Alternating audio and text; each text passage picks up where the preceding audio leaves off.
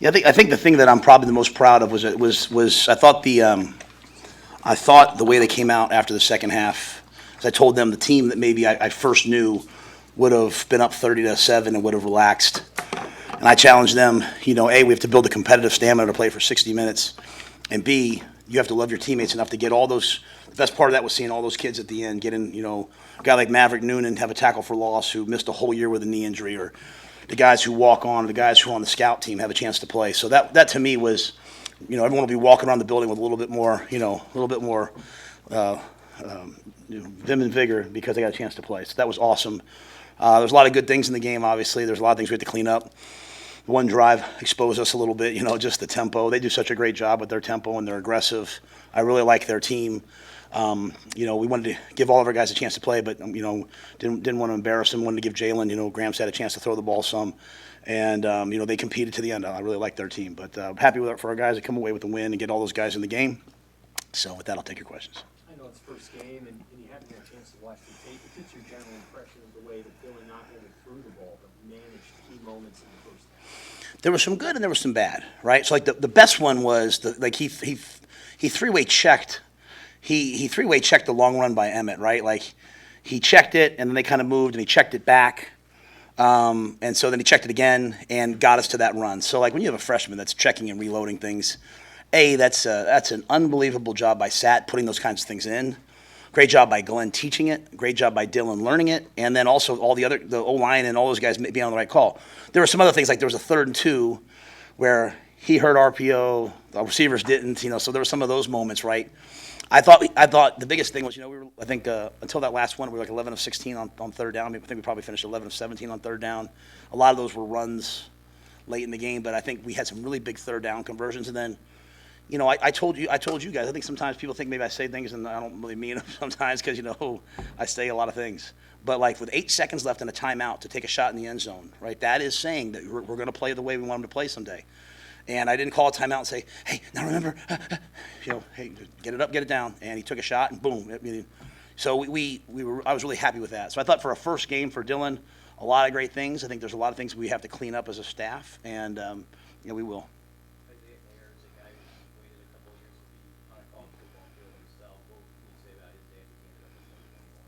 Is that what he did? I'm so happy for him. Yeah, I thought the big time catch down the sideline for that long ball.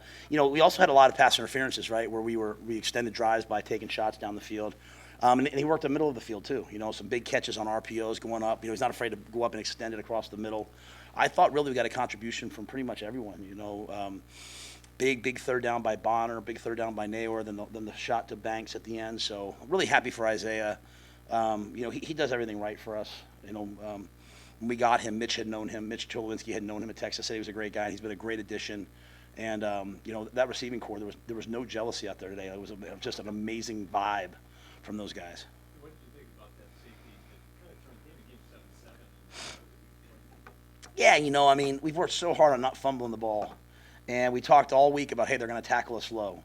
And so for us to put that ball on the ground on the 4-yard line, and I went out to the defensive huddle, and I tried to say something. Marquise was like, man, we know what we're doing. We've been here before. Like, they were excited to play. And you saw them. I don't even know how that all happened. I didn't see exactly what happened, but I just saw guys playing really hard and fast on defense. And so that was great because it was such complimentary football because I think they kicked it to us.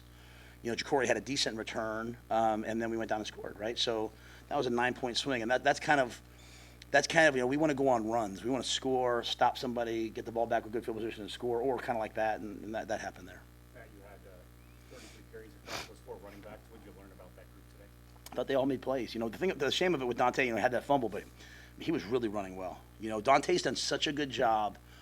Like at the end of the spring, I would have probably put him at 4th, right? And he's really brought himself where I think he was the 2nd back in the game today. And it's not really like, hey, this guy's Ramir went first. It's kind of like, hey, Ramir and Emmett do the same thing. So it's kind of a little different thing. But Dante, I thought he was really playing well, running the ball well, and then had that fumble, right? But happy to see him come back. So Gabe, showed some really good plays. Emmett with the long run. Ramir, I thought he ran hard, and so I was pleased with the whole group. And Maurice got in there and played well too. So.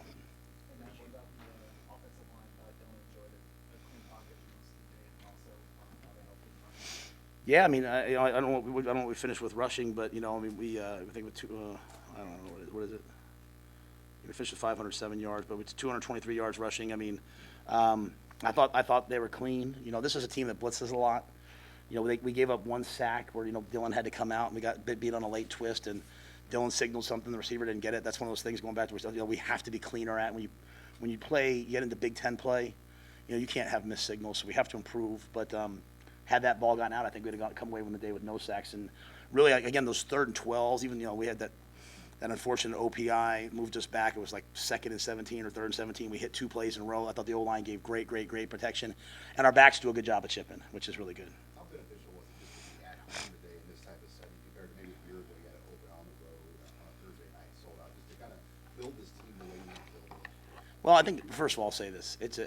There's not many places in the country where people stay for the whole game the way our stands do. I mean, it's unbelievable, right? Like, usually at the end of the game, you can kind of yell out, like, hey, run it, give it to so-and-so, run it. And we were still having to use the headset.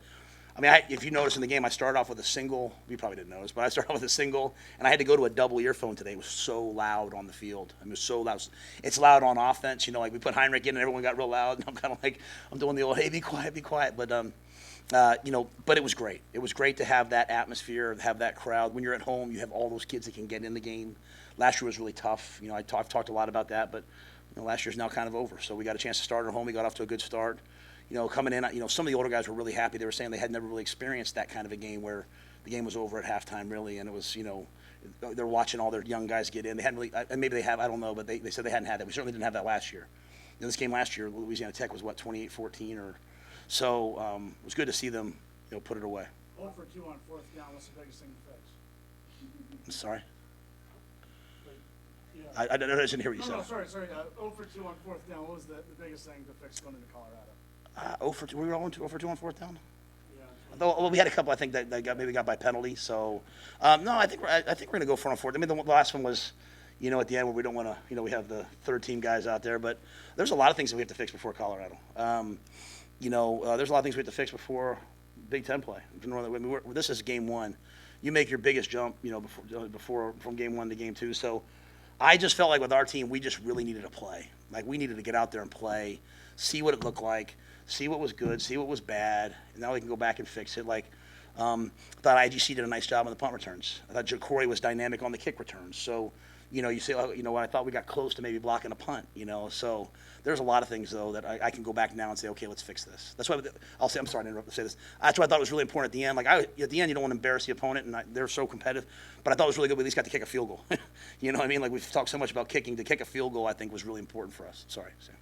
You had spent basically 9 months trying to retool the offense, and Dylan's a big part of that. But the picture that you saw today, was that maybe the first step that you were hoping to see going into the game, the way that they played, and the yards they gained, and the points? Yeah, we're a lot.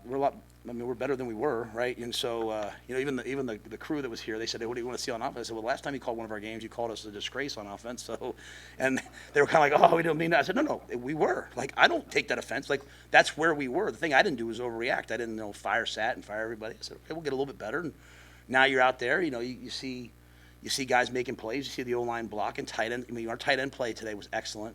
They had some catches, but they had a lot of key blocks. So, our check game, the ability to, check the runs was so much better. So yeah, I just think we're better than we were, and we're going to continue to get better. And the guys like Ja'Cory add a dynamic element. Now one of those plays got called back, but that would have been a dynamic play. The big receivers made some plays, so we're just better. But we have to get a lot better moving forward.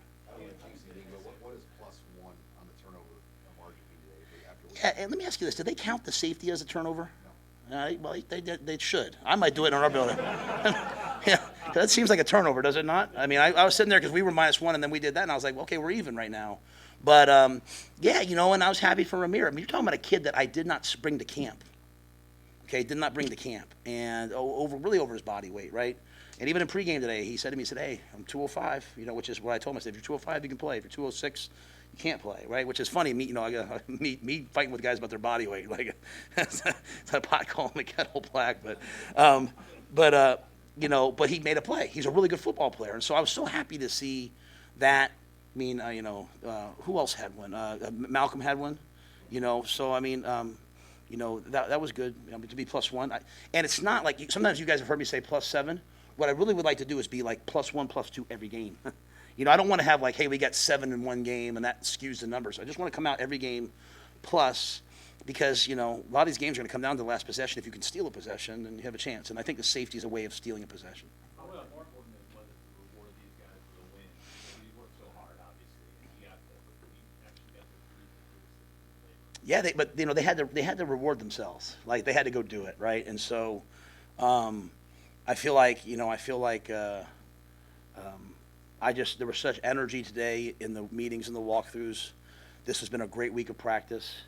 There was so much energy about playing, and then again, the challenge at halftime to come out in the second half, and then they came out in the second half, and I thought they played, right? And so, you know, I made this comment about all the fans who stayed to the very end, but, you know, I thought our guys played hard to the very end, and I thought their team played hard to the very end. I mean, I really respect that, you know, and so it wasn't one of those, sometimes you get those games, right, and everyone starts throwing punches, and it gets chippy and ugly, and that was two teams that respected each other. So that's what Nebraska football is about to me, and it was good to be a part of it, but I'm happy for our guys. You know, we're 1-0. I told them, I said, I don't, you know, I'll answer the one. I don't care about next week's game yet. I'm gonna wake up tomorrow morning. I'm gonna enjoy this. This was hard to do, and they've worked really hard to get there. We'll wake up tomorrow and we'll start it all over again. Thanks, guys.